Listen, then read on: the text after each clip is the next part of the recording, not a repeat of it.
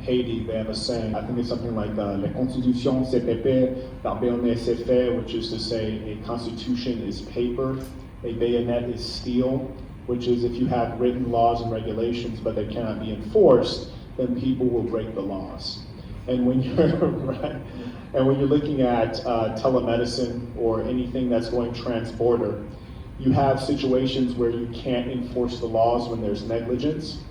And particularly, I speak about the telemedicine example because there's a major push for individuals who are in developing countries who want high quality medical care. How do they know that the physicians they're accessing online through, say, Teledoc are actually certified physicians? And in the case that even if the physician is certified and they engage in malpractice, are you really going to engage in an international lawsuit against someone in a different country? Which court do you go to? Is it the court in Dubai or the Emirates, or is it the court in America? Can you afford to even engage in something like that? Can the physician's insurance even apply to foreign situations? So I think it's a really rough thing that we're going to need more regulations for. But as you had mentioned, European regulations earlier, in my business, we're an American-based company. We have clients in Korea and Puerto Rico and Europe. And what I found when GDPR came out is that though GDPR is a European regulation, Facebook, all of the major companies in tech started to abide by GDPR even though they're American companies. And so what I'm finding is that the strictest regulation is the one that's going to dominate if it comes out of a major market. And so in our company, we're GDPR compliant even for our American clients, even though that is not a legal structure in the US. So I think instances like that will find that there's a level of universality. Whereas conversely in China, I don't think GDPR applies whatsoever or is even a concern.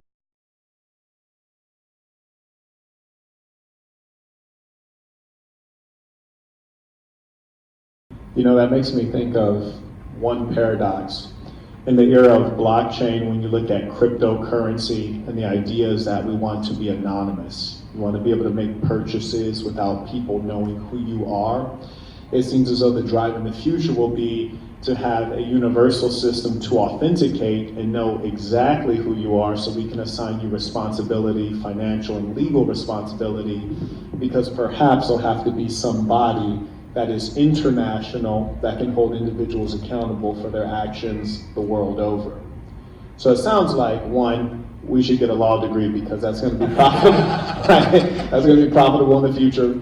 And two, perhaps it seems as though business will step into this international gap wherein there's some system wherein all persons can be A, verified in terms of your identity, and then B, there's some sort of reputation that can be viewed by all persons, and then C, you can be held financially liable for malpractice or whatever you've done in your online dealings.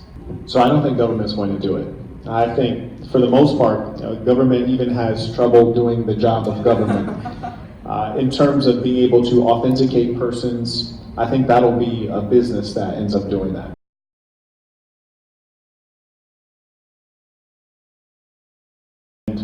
I was asked earlier today, is your background in technology?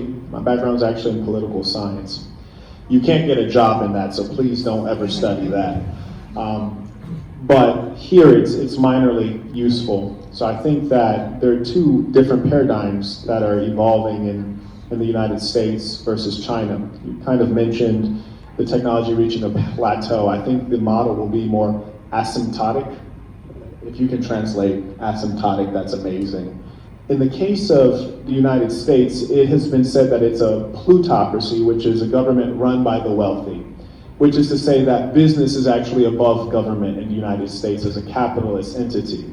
And I would even go as far as to say, with the data that Facebook has, they're a better general directory and census than the United States government itself.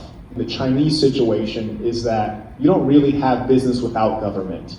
And so government is intimately involved in the evolution of business, whereas in the United States, private industry grows up independent of government, and then you engage in government relations to influence government.